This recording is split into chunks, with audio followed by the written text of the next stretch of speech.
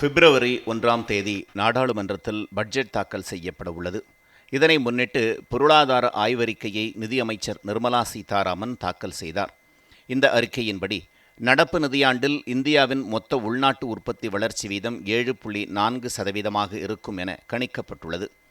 நாட்டின் உற்பத்தி துறையில் தமிழ்நாடு, கர்நாடகா, தெலுங்கானா, மகாராஷ்டிரா போன்ற மாநிலங்கள் 40% பங்கு வகிப்பதாக பொருளாதார ஆய்வறிக்கையில் தெரிவிக்கப்பட்டுள்ளது.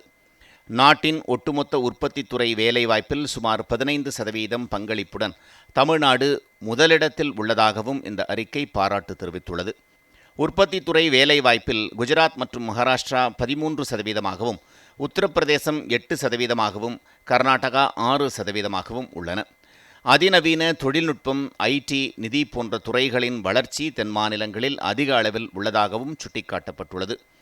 புதிதாக தொழில் தொடங்குவதை ஊக்குவிக்கும் நடவடிக்கையை தமிழ்நாடு மேம்படுத்தி உள்ளதாகவும், தொழில் ஊக்குவிப்பை, ஒற்றைச்சாளர அனுமதி, ஆன்லைன் அனுமதி, நில சீர்திருத்தம் உள்ளிட்ட மாநில அரசின் நடவடிக்கைகள் இதனை சாத்தியப்படுத்தி உள்ளதாகவும் ஒன்றிய அரசின் ஆய்வறிக்கை பாராட்டியுள்ளது.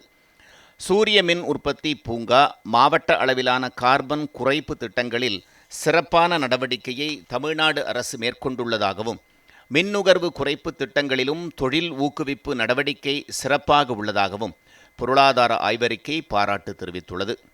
ஆலை தொழிலாளர்களில் 60% பேர் தமிழ்நாடு, கர்நாடகா, மகாராஷ்டிரா உட்பட 7 மாநிலங்களில் உள்ளதாகவும், நாட்டில் பெரும் தொழிற்சாலைகள் அதிகம் உள்ள முதல் 8 மாநிலங்களில் தமிழ்நாடும் ஒன்று என்றும் பொருளாதார ஆய்வறிக்கை சுட்டிக்காட்டியுள்ளது.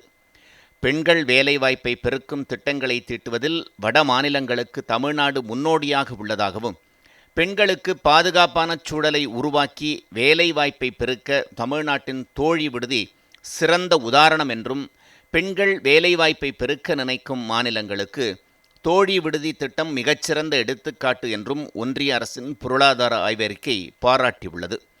தமிழ்நாட்டுக்கு வரவேண்டிய முதலீடுகள் வேறு மாநிலங்களுக்கு செல்வதாக பாஜகவினர் கூறி வரும் நிலையில், தொழில் வளர்ச்சி, வேலைவாய்ப்பு, பெண்களின் பாதுகாப்பு உள்ளிட்டவற்றில் தமிழ்நாடு அரசு மேற்கொண்டு வரும் திட்டங்களை ஒன்றிய அரசின் பொருளாதார ஆய்வறிக்கை பாராட்டு தெரிவித்துள்ளது குறிப்பிடத்தக்கது.